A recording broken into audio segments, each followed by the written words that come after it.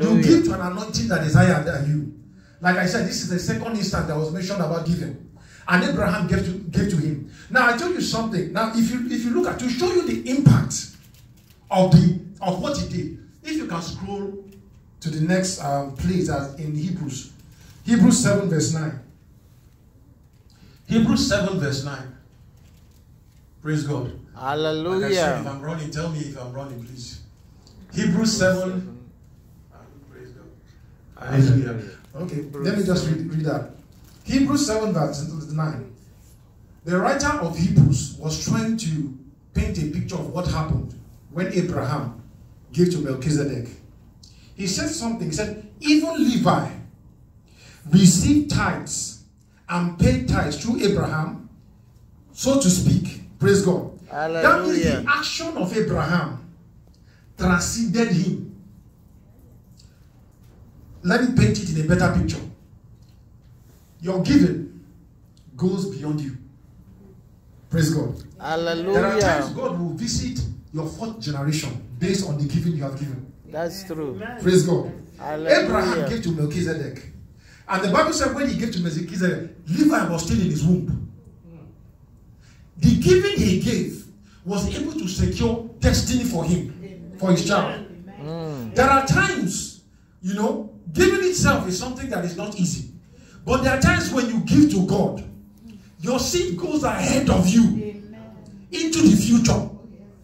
And there are problems he keeps away from you which you don't know. For example, like I said, I don't want to sit down and... For example, hallelujah. When Jacob was cursing two people, he cursed two of his kids, Levi and Simeon. Is it not true? It is true. Is it not true? It is true. If you look through the tribe of Israel, Simeon is a tribe that later disappeared. Yes. But Levi was spared. Why was Levi spared? The sacrifice Abraham did was speaking over him. There are blessings I've had in my life by virtue of seeds I've sown. I was telling Pastor Charles one day, there was this man of God I came to, that was in 1998. People were asking, where was I in 1998? In 1998, they had this fellowship stuff, and this man of God came to preach. And after preaching then, as a young guy, man, I wanted the anointing. Anything anointing, I wanted the anointing. I went to that place and I closed down my account. ACB Bank. That was my bank then. Closed down my account and I gave the seed to him. The man prayed over me, I said, after that's prayer he has prayed over me. It was years later that the effect of what he has done is still speaking in my life. Hallelujah. So your offering that you give, for an example, we have been given a rare opportunity for the program that is coming for you to sow into it. Whatever you give into that place, it goes ahead of you. Amen. Sometimes the reason why God himself will have to, there's a place in the Bible said, and may God give, he said, may God remember your offering. Yes. That means if God is trying to step, God can step because of some things you have done. But this time around, if he's stepping into your life, he's stepping on the virtue of the offering you have given. Yes. Praise God. Hallelujah. That's the reason why you cannot run away from giving. Yes. It is very important. You are not giving to God as if he needs your money. Hallelujah. Amen. If he tells you to give, it's for your own good. Because after all, he's the one that owns it all. Come on, man. He's the one that owns it all. Hallelujah. Hallelujah. Amen. So that's one thing about giving. Your giving can go ahead of you in the future. So if you look at the house of God, sometimes the time will come when there will be need to give. Maybe to some special program, to some special project. As you are giving, it is not something you are doing for the pastor to notice. Praise God. Hallelujah. It is not something you are doing for the pastor to notice. That's the reason why one of the things about giving, if you are going to get anything from it, you need to understand that you are giving to God and not to man. Yes. I know some churches, the moment you give offering, in fact, the pastor in front of you, be looking at you and be counting it, and be counting the money in front of you. Have you noticed that? Pastor Charles doesn't have the time. Hallelujah. He doesn't have the time. Hallelujah. Amen. So you understand that if you are doing it behind the back of your mind, you are not doing it for people to notice you. You are doing it unto God. Amen. And like I said, there are some givings you give. Some painful givings you give. You think you must have forgotten. But God himself never forgets. Yes. That sometimes when God That's decides true. now to visit you, God will visit you on the platform of those things you have done before. Yes. Because sacrifices, they have voice. Your sacrifice is a voice. Yes. Let me repeat again. Your sacrifice is a voice. That when God decides to do something radical in your life. Have you not seen in the scripture about Solomon? The Bible said what in the book of I'm quoting too much scripture. Okay, thank you, sir. Thank you, sir. And thank you, sir. Okay, let me go down. Let me go down and say some other things. Like I said, I'm seriously running out of time. Let me try to jump back everything. Giving, praise God. Hallelujah. Like I said, it's like they tell you to go to Massachusetts. So there are very many places in Massachusetts. So I'm going to be taking a stab on each and every one of you, just drawing points from them. Giving can be of two kinds. There is something they call vertical giving. There is something they call horizontal giving. Your vertical giving is a giving you give to God. Hallelujah. Amen. It's a giving you give to God. Horizontal giving is the one you give to your fellow man. The law of Moses emphasized the vertical. Praise God. But they did not emphasize the horizontal. It was more of what people could see them do. Hallelujah. Amen. But when Jesus came to emphasize both the what you call the vertical and the horizontal. You know, it was during the time of Jesus that he would say, when you give alms to widows and everything. Yes. Hallelujah. And that's the reason why if you watch these people that are going after this tithe controversy, they are emphasizing on giving to other people, which is good itself. But in the same time, you need to talk of them as a whole. That giving you give up to God, you can also give to your fellow man. That God can touch you. And when God touches you, you know the Bible said that he that giveth to the poor, lendeth unto God. Yes. Do you know what it means to lend to God? And when God pays you back, oh Christ, when God pays you back, when God pays you back, when God pays you back, let me borrow that language. Have you seen in the scripture when the Bible was talking about Anna? Praise God. When Anna gave birth to her son and brought the son before Eli, there was something Eli said. He said, may God bless you for this loan which you have given to God. That was the language. King James. Loan. Yes. Loan she gave to God. Yes. And later, Anna had what? 5 kids. Yes. So she lent to God. God decided to pay him. Hallelujah. Amen. God decided to pay her in bigger things. Hallelujah. Amen. So you're giving horizontally. Give it to your fellow individuals. Praise God. Hallelujah. As you are giving it, God also uses it to make a way for you. So it's not only about giving up. You also need to give across. Yes. Hallelujah. Amen. Hallelujah. Amen. Hallelujah. Amen. The Pharisee, whenever you see them giving, they emphasize the action. But when Jesus talks about giving, Jesus emphasizes the motive. There are two different things. They emphasize the action, while Jesus emphasizes the motive. The last time Pastor Charles preached, towards the time he was ending his sermon last Sunday, he said something that your intention and the motive of giving matters a lot before God. Why are you giving? Praise God. Hallelujah. Why are you giving? Are you giving out of a grateful heart? Are you giving out of the love you have for God? It matters a lot. Praise God. Hallelujah. As we try to round up, praise God. Hallelujah. 2 more instances.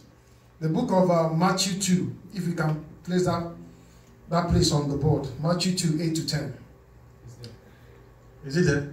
Oh, Christ. He was talking about the hallelujah. This thing is not easy. Hallelujah. Amen. Hallelujah. Amen. A lot of things are coming to your heads. Okay. The book of Matthew, it was talking about the 3 wise men when they came and when they saw Jesus. Praise God. Hallelujah. There is a scripture there I wanted to point out. If you look at that, it said when they saw the star, it was talking about Jesus. He said they were overjoyed, and coming to the house, they saw the child with his mother Mary, and they bowed down and worshipped him. If you claim you worship God, you are going to do the next thing there. Okay. He said what? And they opened their treasure. Hallelujah. Amen. God was telling me, there was time God told me something. If you claim you worship me, you come. That's why when they say given time, fine, given time. should be worship time. Amen. Because worship is an expression of giving. Yes. The Bible said that there's no way you can come before God and say you worship God, you love God, and your hands are not greasy towards Him. No. It has to open. Yes. It is scripture. Amen. The Bible said what? When they came and they worshipped Him, He said what? Their gifts were opened. Amen. So if you claim to be a child of God, no, my friend, I told you something that your person needs to be accepted. Your person is already accepted first, and you are given to God. Praise God. You want to worship Him. Your hands needs to be open. Yes. Tell your neighbor, my hands will be open. Tell your neighbor, my hands will be open. Tell your neighbor, my hands will be open. The Bible said in the book of 1 Kings 3. 1 Kings 3. It was talking about Solomon. And Solomon loved the Lord. Praise God. He loved the Lord. Then if you go to verse 4, that's in verse. 1 Kings 3 verse 3. Solomon loved the Lord. And the next verse says, and Solomon offered unto God. Look at the order. Love and offering. Praise God. The Bible said, for God so loved the world that He gave. If you claim you love Him, come on, man. You got to roll out those checks for Him. Hallelujah. Amen. Hallelujah. Amen. If you claim you love Him, you got to roll out those deals for Him, man. Hallelujah. Amen. So, it is not about opening your mouth to claim that you love God. If you claim that you love God, you pray in tongues. In fact, if you spend time praying in tongues, doing everything, and your pocket is not greasy, there's a problem there. Amen. There's a problem there. Amen. If you claim, okay, every day you spend time praying. In fact, sometimes after praying, God will lay in your heart an instruction to do. And some that instruction might be to go and sow a seed somewhere. Amen. Hallelujah. Amen. So if you claim you love God, praise God. Amen. Your pocket needs to be greasy. Yes. Hallelujah. Amen. Tell your neighbor, my pocket will be greasy. My pocket will be greasy. Tell your neighbor, my pocket will be greasy. My pocket Hallelujah. will be greasy. Amen. The final place, I'm going to be rounding up with this. 1 Kings 18. 1 Kings 18. Please open your mind in this verse I'm going to be reading. 1 Kings 18. You know the story about Elijah and the prophets of Baal. Hallelujah. Amen. You know the case, Elijah came to do a challenge for them. Many times in prayer, we see ourselves quoting that place. You know, they were coming to do a challenge. Now, if you look at 1 Kings 18, 30 to 38, please, if you don't mind, if I'll read. He said, then Elijah said to all people, he said, come near to me. And all the people came near to him. And he repaired the altar of the Lord that was broken down. And Elijah took 12 stones, according to the number of the tribe of the sons of Jacob, to whom the word of the Lord came, saying, Israel shall be your name. Then, with those stones, he built an altar in the name of the Lord. He made a trench around the altar, large enough to hold 2 seahs of seeds. And he put the word in order, cut the bull and lay it on the wood, and said, fill 4 pots of water, pour it on the burnt sacrifice. And on the 3rd time, he said to them, do it the 2nd time. And they did it the 2nd time. And they did it the 3rd time. He said, and the water ran about around the altar, and it filled the trench. If you jump down to 38, when the Bible says he now called down fire, he said, now the fire of the Lord fell and consumed the burnt offering, the wood, the stone, the dust, and a liquid was in the trench. And the people saw it, and they said, and they fell on their faces and said, the Lord is God, He is God. Now stay with me, please, on that verse. This was a time when they had famine. Hallelujah. Amen. This was a time when they had famine. And when Elijah decided to challenge the prophets of Baal, they've done everything they needed to do. When they set up their own altar, they didn't pour water on it. They just set up their altar and did everything they do. And fire did not come. When it came to the turn of Elijah, Elijah said, so what? He said what? He repaired the altar of the Lord that was broken down. Number 1, this is a representative of consecration. This is a representative of consecration. Your consecration as a Christian. He repaired the altar. He repaired his relationship with God. He was able to put himself straight. Hallelujah. Amen. The next place he said what? He put the wood in order. Have you seen the place the Bible said? He said the way of the Lord. He said, behold, the Lord is coming. He said, make his path straight. Yeah. They were able to order themselves. Amen. Praise God. I want to tell you the reason why that fire, you see, came down there. Now, the Bible said what? They arranged everything in order, which talks about arranging their lives. Praise God. Hallelujah. The 10th thing they did there, what? They poured out water. That water is a representative of giving. The reason why, because water was what was scarce then. There was famine in the land. Yes. There was famine in the land. That same thing that was scarce, they poured it on the altar. And when they poured it on the altar, what they did it the first time, the second time, the third time, the resultant effect is what you see in 38. And the fire of God came down. It was after that fire of God came down. Praise God. Hallelujah. It was after that fire of God came down that Elisha went to pray. And the Bible said what? Rain decided to now come. Praise God. Hallelujah. Maybe in your life, your prayer life is good. Maybe you have been able to order yourself very well. Amen. Maybe the missing ingredient that will command that fire, that will command that blessing is your giving. Praise God. Amen. Because they poured what was scarce. It was what was scarce. They poured out that place. Imagine when they were doing this thing and they were pouring water. People would think that they are crazy. Praise God. They were wasting water. But it was that water they were pouring. Praise God. And the fire now fell. Maybe the great blessings are the things you have been asking to your life. You have been praying. Yes, we come here to pray on Friday, which is good. Hallelujah. Amen. I commend each and every one of us there. Maybe your relationship in terms of your prayer and everything is right. One of the things you must have, one of the things is possible that you might have overlooked. Jesus said, one thing thou lackest. Maybe it could be the giving.